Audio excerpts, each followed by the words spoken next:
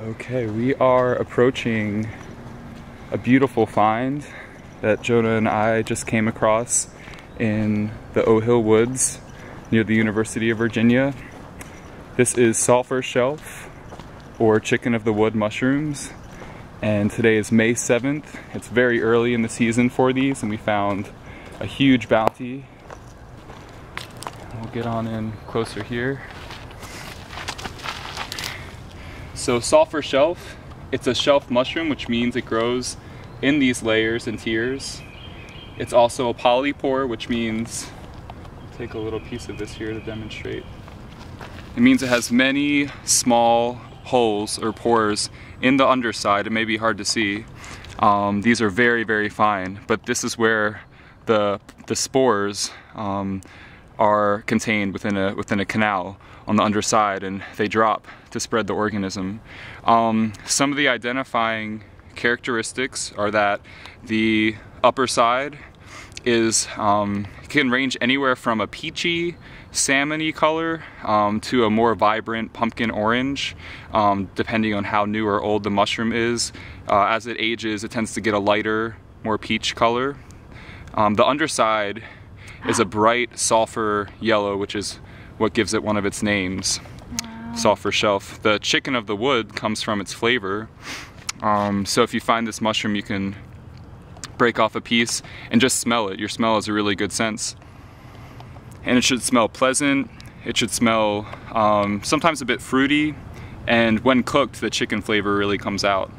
You can cook it just very simply in some oil or butter, add some salt or pepper, and often you will find it in very large amounts like this.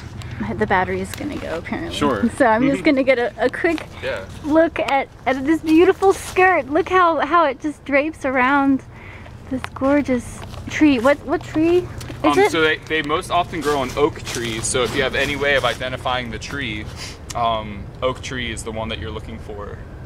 And there's often, if you get them a little older, lots and lots of fruit flies and beetles and grubs. I noticed them. I noticed them. In the mushroom. Yeah. So you'll have to kind of wash it off a little bit and get a younger mushroom. The older ones tend to be a little more eaten away. And then finally, we'll harvest them in a mesh bag. That way, as we walk back throughout the forest, the spores will be allowed to drop so that we're not taking all the spores out of the woods. We're allowing it to give back.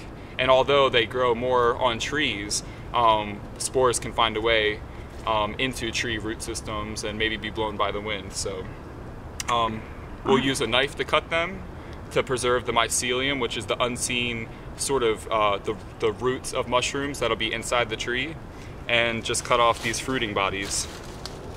And that is sulfur shelf, or chicken of the woods. Awesome.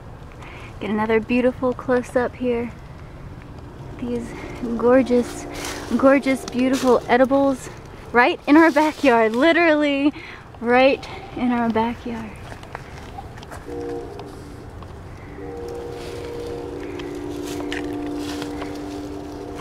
I'm gonna keep filming as long as it lets me, unless you want. Or, sure. Okay, so I'm gonna look for the ones that are the deepest orange color and maybe have the least sign of being eaten.